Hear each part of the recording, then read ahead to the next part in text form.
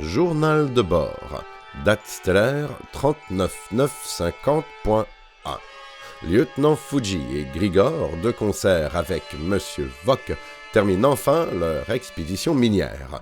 La météorite Bestos A est riche en minéraux dont les habitants de Genea 8 ont besoin pour manger. Depuis un mois, Grigor et Fuji extraient la précieuse et magnifique roche d'Esmeralde à la couleur pourpre.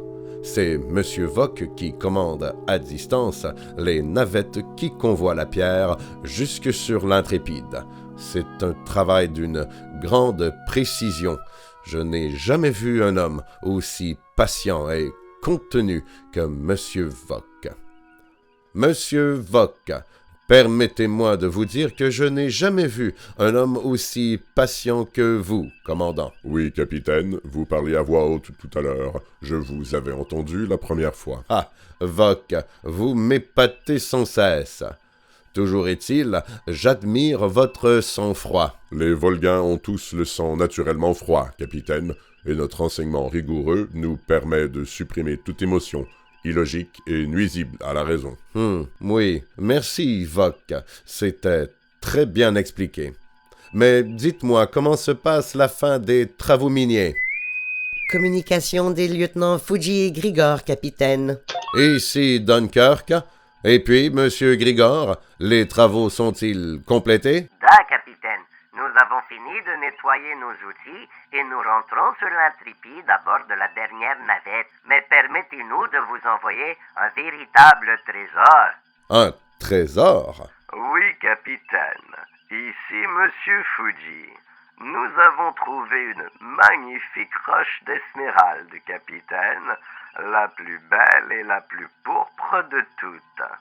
Permission de téléporter la roche sur le pont de l'Intrépide. Accordé.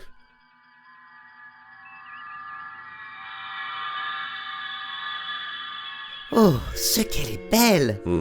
Fascinant. Nom d'une naine blanche. Mais quelle magnifique roche! Merci, messieurs, et rentrez prudemment. Fin de la communication. Monsieur Collins, veuillez accueillir nos hommes à la baie des Navettes. Aïe, capitaine, je viens d'upgrationner la matrice du servomoteur turbo-hydraulique de l'Intrépide. Elle dépassera notre vitesse de 148% et ronronnera comme un chaton. Bien joué, Collins. Vous connaissez vraiment ce vaisseau comme le fond de votre poche. Et maintenant, j'ai un rendez-vous pour une amicale partie de piste au laser et combat à la hache avec Genghis Khan et sa bande sur l'Holo Plateau. Commandant Vock, vous avez le pont. Communication de la navette des lieutenants Grigor et Fuji, Monsieur Vock. Oui, lieutenant? Notre navette est en mode stationnaire devant la baie des Navettes, commandant. Permission de rentrer à bord. Accordé.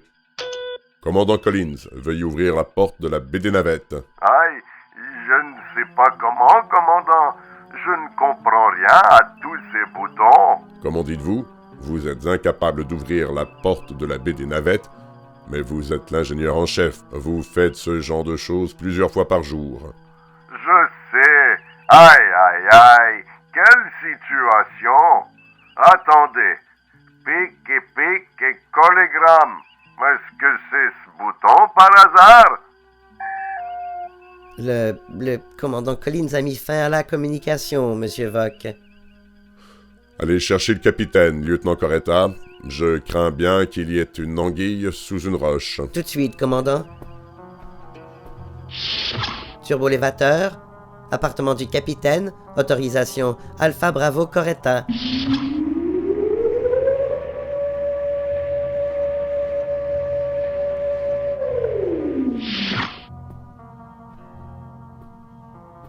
Capitaine, que faites-vous recroquevillé sur le sol? Ne m'approchez pas, j'ai si peur!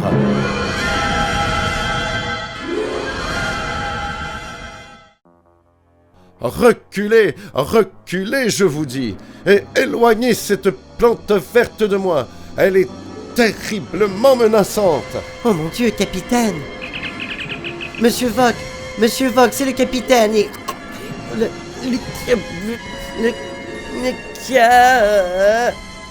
Lieutenant Coretta? Lieutenant Coretta, me recevez-vous?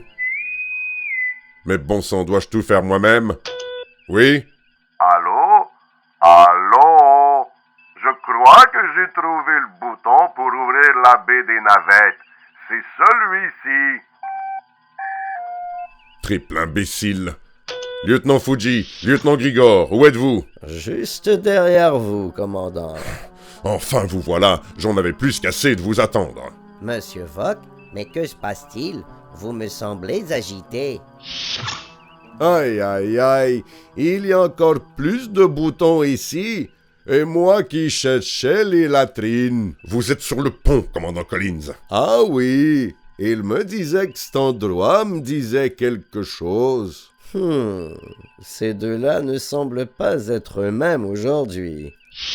Ah, mais vous êtes si nombreux, ne me faites pas peur ainsi. Capitaine, lieutenant Coretta, des explications, et maintenant. Ah, je crois comprendre ce qui se passe. Moi aussi, c'est ce bouton. Ne vous en faites pas, Collins, tout ira bien. Expliquez-vous sur le champ, sinon je vais tout casser. C'est la pierre d'Esmeralde. Sur la surface de l'astéroïde, elle est inerte, mais dans l'atmosphère artificielle de l'Intrépide, elle émane des ondes tachyoniques qui inversent le tempérament. Oui, nous avons rencontré un très aimable mineur sur Bestos A. Il nous a dit que c'est exactement ce qui arriverait. Laissez-moi voir.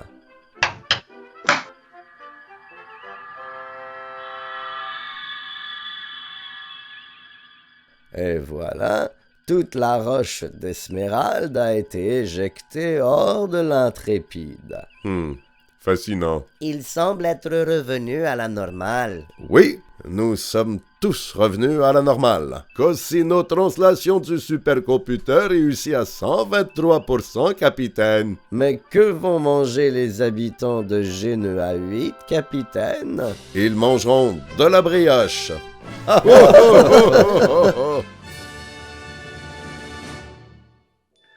Journal de bord. Date stellaire 39959.7.